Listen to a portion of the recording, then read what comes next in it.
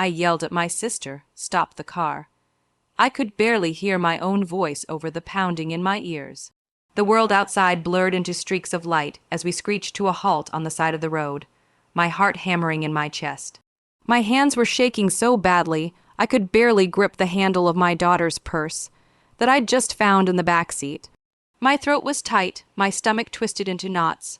What I had just discovered inside, I still can't put into words how it broke me. It wasn't something a mother should ever have to see, and to think I almost didn't check. Tell me honestly, what would you have done if you were in my place? Let me start from the beginning because this story didn't happen overnight. My name's Claire. I'm 42 years old, a mother of one. My beautiful daughter Emily, who just turned 17 a few months ago. She's always been quiet, gentle, and sensitive, the kind of girl who'd rather read a book in her room than go out partying. I trusted her with all my heart. She was my everything, especially after my divorce from her father 3 years ago. That divorce nearly destroyed me, but Emily was my light through it all. We'd always been close movie nights, morning talks over pancakes, sharing little secrets that made me feel like I was still doing something right as a mom. But then, slowly, I started noticing changes. It began with little things. She stopped eating dinner with me, started spending longer hours out with her friends, came home with excuses that didn't quite make sense. I told myself it was just teenage stuff. She deserved her independence, I thought. I didn't want to be that overbearing mom who doesn't trust her kid. But mothers, we know when something's wrong. I could feel it in my bones. The way she'd flinch when her phone buzzed. The way she'd avoid eye contact when I asked about her day. I told my sister, Hannah, about it one evening over coffee. Hannah's always been the logical one, calm, collected, never jumping to conclusions. She told me I was probably overthinking. "Claire," she said, "you're just anxious because she's growing up. Don't smother her." So I tried to back off. But something inside me wouldn't rest. A few weeks later, I noticed money missing from my wallet. Not a lot, maybe $20 at first, then $50. I never mentioned it because I didn't want to accuse her unfairly. But then it happened again and again. Each time I convinced myself it was my mistake. Then one day, while doing laundry, I found a small jewelry bag in Emily's jacket pocket. It wasn't hers, it was something expensive, gold, and definitely not something a 17-year-old could afford. When I asked her about it, she froze, her eyes darted away, and she said it was from a friend. That answer didn't sit right. That night I couldn't sleep. My mind kept racing, replaying every little thing I'd ignored. So when Emily said she was going out shopping the next day and asked to borrow my sister's car, I offered to go along. I told her I needed to pick up a few things too. She hesitated but agreed, maybe because Hannah was driving. I thought if I stayed calm and observant, I could finally get a sense of what was going on. The car ride started off quiet. Emily was scrolling on her phone, her earbuds in, while Hannah and I chatted lightly. I tried to peek at Emily's screen, but she turned it away every time. After a while, she asked to stop by a friend's place before going to the store.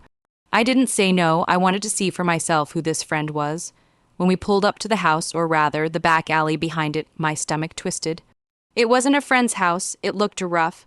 Graffiti on the walls, broken windows, a couple of guys hanging out near the fence smoking something. Emily told us she'd be 5 minutes. She got out, clutching her purse tightly. I don't know what came over me, but I felt this deep panic. Something was wrong. I told Hannah to wait. 5 minutes passed, then 10. I could see Emily in the distance, talking to one of the guys, older, maybe mid-20s, definitely not a high schooler. He handed her something small. My heart dropped. I couldn't sit still anymore. I got out of the car and called her name. She jumped, turned around quickly, and shouted, "Mom, go back to the car." That tone, harsh, almost desperate, I had never heard her speak like that. The guy slipped away into the shadows, and she stormed back toward us, her face pale, eyes furious. I didn't even know what to say. Hannah started the car and we drove in silence. Emily kept saying, "It's not what you think, Mom. Please just drop it." But I couldn't drop it. I needed to know. That's when I noticed her purse on the floor near her feet. Something metallic was poking out from the zipper, just a little glint that caught the light. I don't know what I expected, but I reached down and grabbed it. "Mom, don't," she shouted, trying to snatch it back, but I had already opened it. Inside were wads of cash, hundreds of dollars, and tiny plastic baggies filled with something I couldn't even process at first. My hands went numb. My brain screamed, "No, no, this can't be happening." I looked at her, and she just started crying. Not the kind of cry where you can explain yourself. It was the kind of cry that tells you everything's already broken. That's when I yelled, "Stop the car." Hannah slammed the brakes, and we pulled over. I turned to Emily and just stared at her. "What is this?" I demanded, my voice trembling. She was sobbing, shaking her head, saying, "It's not mine, Mom, please, it's not mine." But I knew. I could see the fear in her eyes. I don't even remember how long we sat there. The world felt like it had frozen. I wanted to scream, to cry, to shake her until she told me the truth. Finally, between sobs, she whispered, "I didn't know how to tell you. I messed up." My sister sat there silently, gripping the steering wheel, her face pale as paper. "Tell me everything," I said. And she did. She met that guy, his name was Derek, a few months ago through some friends at school. He was older, charming, said he could help her make easy money. It started small, selling little things for him, helping deliver packages. She didn't even know at first what she was dealing with. By the time she realized it was drugs, she was in too deep. He had pictures of her, threats, said if she stopped helping him, he'd tell the police or worse, come after her. My little girl was terrified. She didn't tell me because she thought I'd hate her. She thought she could fix it herself. Hearing her say that shattered me. I wanted to protect her from everything, but I couldn't even protect her from this. I called the police that night. I didn't care how much she begged me not to. I knew if I didn't do something, she'd never get out. They caught the guy, thank God. He had been targeting girls her age, using them to move things so he wouldn't get caught. The thought of what could have happened makes my stomach turn even now. But even after everything, even after she got help, even after the charges were dropped against her for cooperating, something in our relationship broke that night. She stopped talking to me the same way. I think she still blames herself for letting me down, but the truth is I blame myself. I keep thinking about all the times I ignored the signs, all the times she looked like she wanted to say something, and I just smiled and told her to be safe. So that's the situation I was in. A mother who thought she knew her daughter, who thought love and trust were enough, only to find out how wrong I was. Before I tell you how everything ended, I want you to really think about this. If you were in my shoes, what would you have done? Would you have called the police on your own child, knowing it could destroy her life? Or would you have stayed quiet and risked losing her to something worse? I still ask myself that question every single day. After the arrest, things moved fast. Emily had to talk to investigators, testify about how she got involved. The school found out, of course, and whispers spread like wildfire. Some parents stopped letting their kids hang out with her. She withdrew even more, barely ate, barely slept. I tried therapy, tried mother, daughter counseling, anything that could help us heal. Sometimes she'd open up and cry in my arms, saying she didn't mean for any of it to happen. Other times, she'd just stare off, silent, distant, lost somewhere I couldn't reach.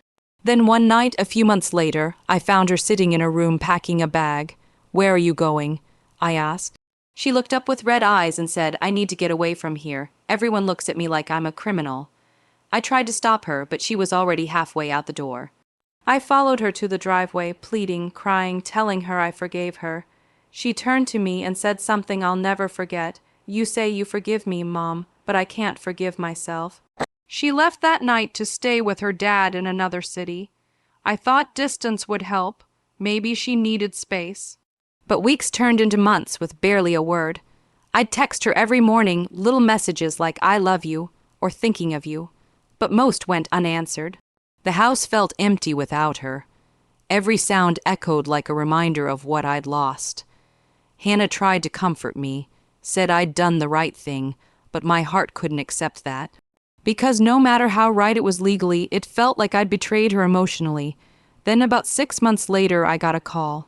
It was late at night, around 1 a.m. I remember because I was half asleep when my phone buzzed. It was from her father. His voice was shaking. He told me Emily had been in an accident. She had been driving home from a friend's house when another car ran a red light. They said it was instant. I don't remember much after that. The world just went dark. The next morning I drove to his city. I remember seeing her car in the impound lot. The same car she had driven away in that night we argued. When I opened the trunk, my knees gave out. Inside was a small stuffed bear I'd given her when she was 10, and a letter addressed to me. I opened it with trembling hands. Mom, I'm sorry. I know I've made mistakes, and I know you were just trying to save me. I'm sorry I made you feel like you failed. You didn't. You were the only one who ever tried to protect me. I just wish I could go back and tell you sooner. Please don't hate yourself for what happened. I love you more than anything. Always, Emily. I must have read that letter 1,000 times since then. I keep it in my nightstand, and folded carefully, like a piece of my heart I can't let go of. Some days I still expect to hear her voice calling me from her room.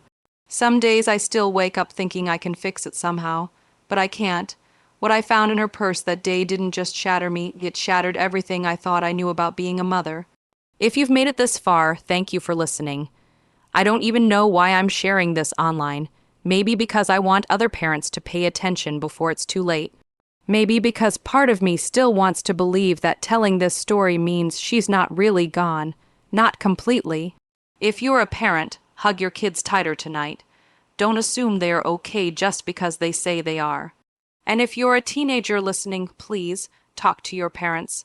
They love you more than you can imagine, even when it feels like they don't understand. So that's my story. I yelled at my sister to stop the car, and in that moment, I thought I was saving my daughter. Maybe I did for a while, but in the end, I still lost her. Maybe that's the hardest part about being a parent. You do everything you can to protect them, and sometimes it's still not enough. If you were on my side, or if you think you might have done the same, please like this video so I know I'm not alone. Subscribe if you want to hear more real stories like this, because sometimes sharing the pain is the only way to survive it. And tell me in the comments what you would have done. Would you have called the police on your own child, or tried to handle it quietly? I'll see you all in the next story.